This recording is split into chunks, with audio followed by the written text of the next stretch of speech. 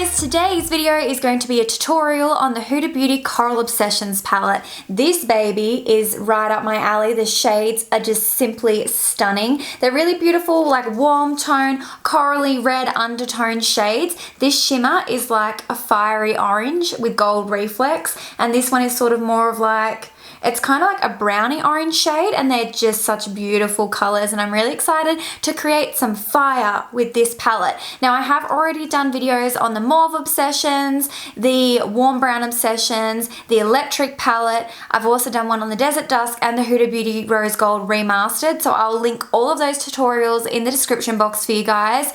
Huda Beauty shadows are my holy grail, my #1 favorite shadows, and the actual Obsession palettes are my obsession. They are just beautiful little palettes. They are perfect for traveling, and I love how like the color theory is all broken up between palettes. So I just want to get the Warm Brown palette. I'm just knocking stuff everywhere, gosh. And just show you a side by side, because I think some people think these palettes are kind of similar, and they're actually like fairly different. So as you guys can see, the shades are quite different in both palettes. So if you already have the Warm Brown Obsessions and you really love warm tones and corally shades, still pick up this one because they are quite different. Like they're really not overly similar. So I'm going to get stuck straight on into it, and I'm going to go into as much detail as possible. I feel like I'm getting much better at my eyeshadow, and you guys are asking me to give more detail when I do my tutorials, so I'm going to try my best to deliver on that front for you guys. Also, yes, I am in my dressing gown. I will get dressed once I finish my makeup. It's just that I just felt like chilling in my dressing gown today, so that's what I'm doing. So without further ado, let's just jump straight on into the tutorial. Okay, so obviously I have like all my base makeup on, but I need to prime my eyelids, and I'm using my #1 favorite, my Too Faced Shadow Insurance. This is just a really good basic eyeshadow primer. So I personally use eyeshadow primer because I get quite oily eyelids, so I find if I don't use it that my shadow creases and doesn't last on my eyeballs throughout the day very well. So if you guys don't have oily eyelids and you have no dramas just putting your shadow straight into your lids, you don't need to prime them. But if you are experiencing similar issues where like your shadows crease throughout the day or they fade really badly or anything like that, you can always try using an eyelid primer.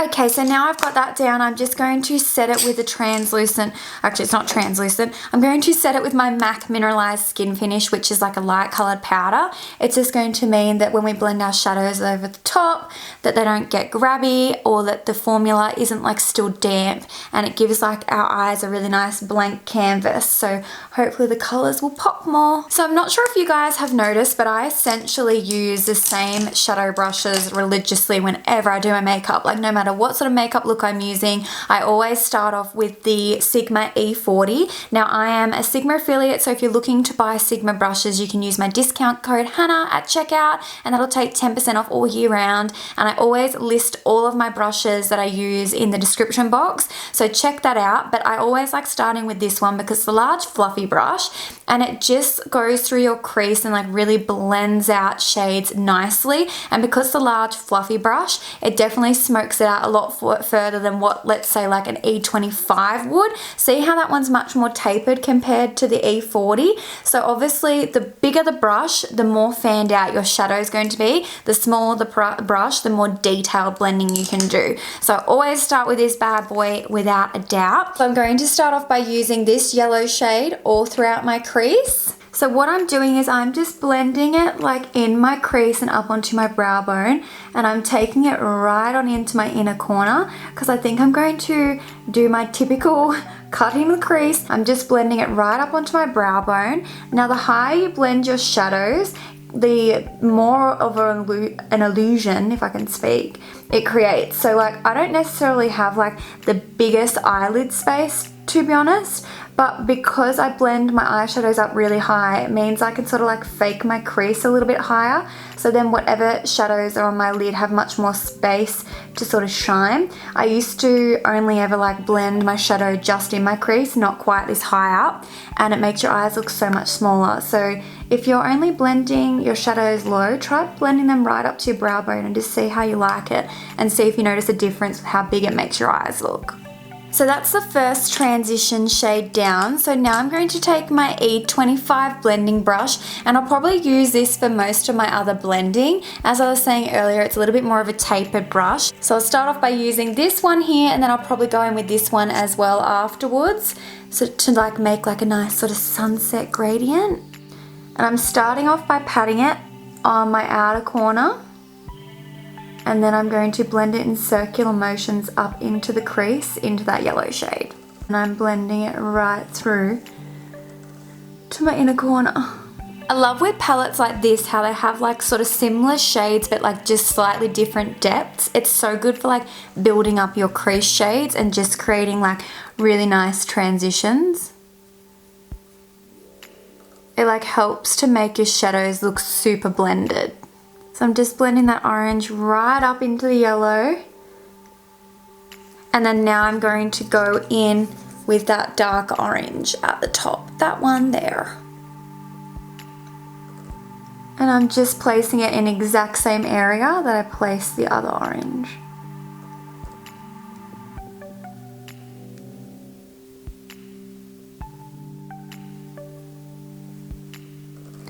It's looking so nice and blended.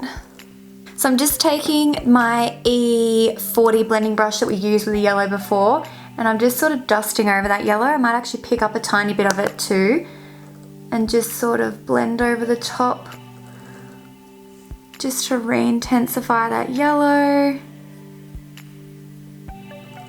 and blend that line a little bit more. Because I don't want to lose that yellow, like I don't want the orange to totally blend into it. I want you to be able to see it. Okay, so I think next up I might go in with this reddish shade, which is this one right here. And I'm going to place that in the same spot again.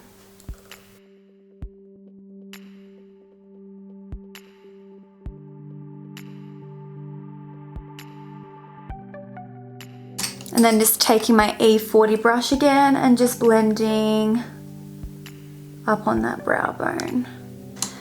I'm just trying to decide whether or not I should put some brown on the outer V. I think I might. So I think I'll pick up a little bit of this browny shade and just pop it on the very outer corner.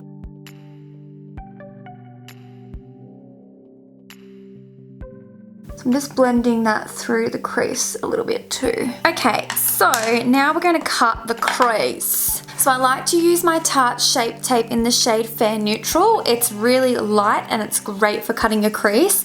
Now the reason why cutting your crease is like such an effective method is because it just blanks out a whole entire space on your lid. So when you put a shimmer on it or a contrasting color or like a different undertone color or something like that, it just really makes it pop and it makes like the definition of the line stand out heaps. So I'm just going to be using this, and I'm going to use my concealer F70 brush. So I'm just going to pop the concealer on my lid and just sort of slowly blend it right out to the very outer corner. I'm going to essentially do like my whole lid in the concealer. I just like to use my finger to just sort of like pat the outer corner wherever the concealer tapers off, just because I feel like the warmth from my finger just like helps to blend it out nicely. So that's what that looks like. Now I'm going to do the other one. Okay, so now I'm just going to take my E25 brush I've been using for all this blending, and I'm just going to take that brown shade and I'm just going to pat a tiny bit of it on the outer V and just sort of blend it over the top of the concealer just to make that outer corner transition a little bit more seamless. Just like so. So I think I'm going to do my lower lash line quickly. So I'm just going to take a pencil brush, if I can find it. There it is. I'm just taking a E30 pencil brush, and I'm just going to take that brown shade and run that under my lower lash line. Okay, so now I'm going to be taking my eye shading E55 brush, and I'm going to be taking that beautiful like orange shade, this one here that has like the gold reflex, and I'm going to pack that all over where we put the concealer. So now I'm just going to take my Urban Decay Heavy Metal Liner, and it is in Midnight Cowboy, and I'm just going to run the glitter right across my upper, like where the concealer lid shade meets the transition shade, just to do like a little bit of a glitter cut crease. Okay, so I'm just gonna let that dry. Then we're gonna do some wings. I'm of course using my favorite, my Quick Flick Grand Liner. This creates the most beautiful, large, fleeky, gorgeous wing liner ever.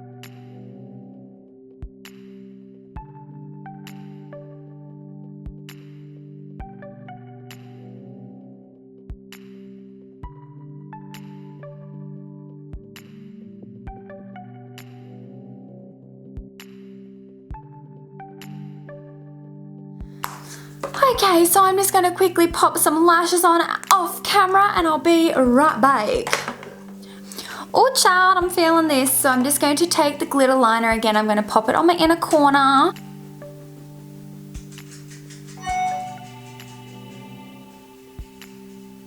I'm gonna bring it down around my lower lash line, the first sort of quarter a little bit.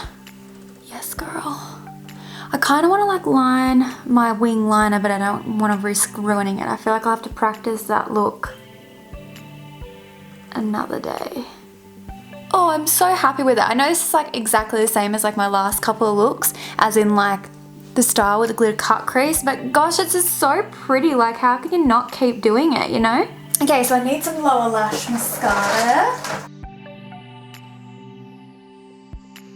I feel like there's really only one or two ways you could do lipstick with this sort of look. Is like you can either just go with a nude, like a nude would look beautiful, or you could like color match it with like a bright orange. I feel like I literally just posted a makeup look with a bright orange lip though. Maybe I could do both options. Maybe I should put on a nude and then I can change it and do an orange as well. Let's do that. I think I might use Myth Skimpy lip pencil. This looks so pretty, oh my gosh, I can't even deal.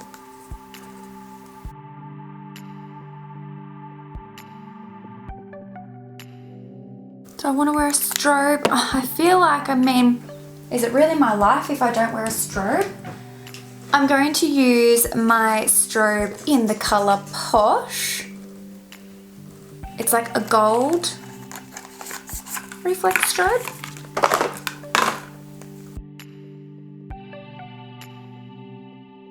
Perfect. So now I'm just going to go put on a shirt and I'll be right back and we'll do some photos. Okay guys, so this is the finished look. I am absolutely obsessed with how this turned out. I cannot believe how beautiful it is. I love the colors in this palette. If you're a coral warm tone lover, definitely check it out. If you want something a little bit more coral but understated, those shades are going to give you that. So I'm definitely going to be doing a look using them soon too. But I personally really love the brights. I think they just look killer, especially with the gold glitter. That kind of rhyme? It did. But anyway, I'm really, really happy with it. So I hope you guys enjoyed the tutorial and I hope my lighting and everything was okay. This is the first like makeup tutorial I'm filming in this setup. So hopefully the lighting's all good. But yeah, I hope you guys loved this eye makeup look as much as I did. And give me a thumbs up if you did. Leave me some comments about what you think. Subscribe if you haven't already. And I'll be talking to you all really soon. Thanks so much for watching. Bye.